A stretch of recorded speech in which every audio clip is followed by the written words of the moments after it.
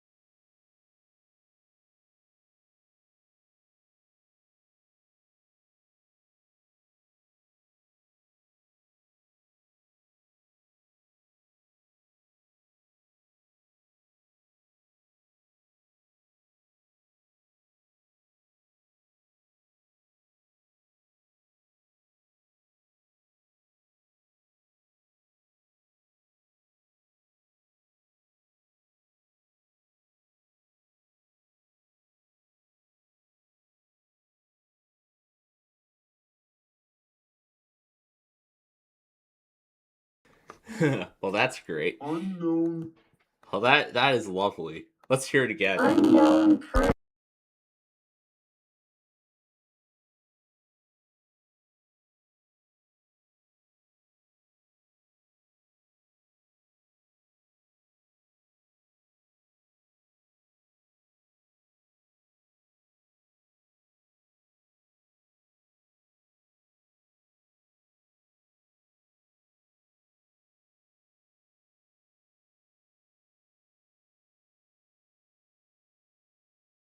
Well, I think that sounds pretty good. But I've actually got a much better idea than that. I got a much better idea than that. If we go... Oh, I see Tampa's testing right now, so let me go ahead and... Transmitters in the Florida listening area originating from Ruskin, Florida. This is also a test of the same system or specific area message encoder. The same system will alert only the county or counties affected by a particular warning.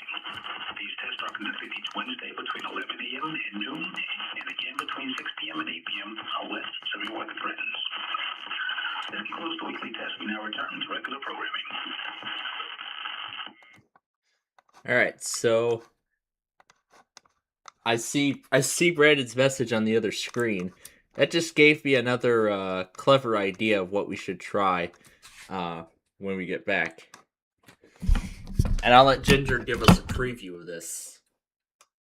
This is the Maryland Department of Emergency Management with the coordinated test of the Emergency Alert System.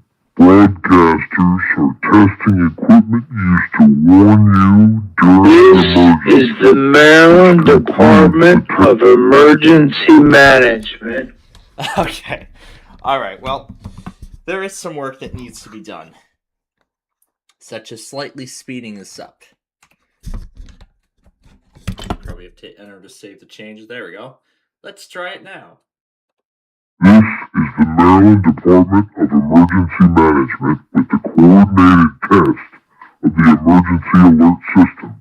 Broadcasters are testing equipment used to warn you during an emergency.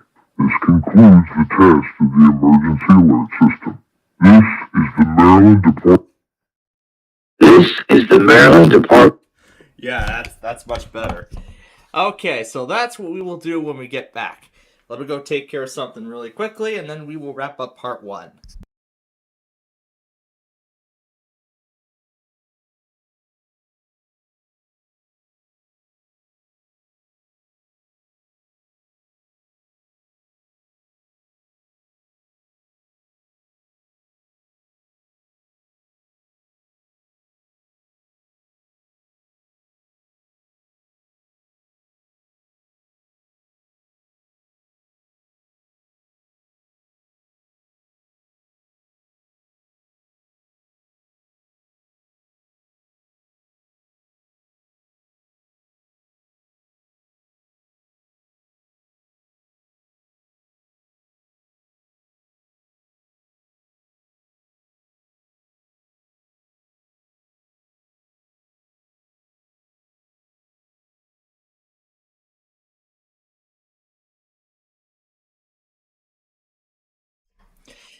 Alright, so, folks, that is going to mark...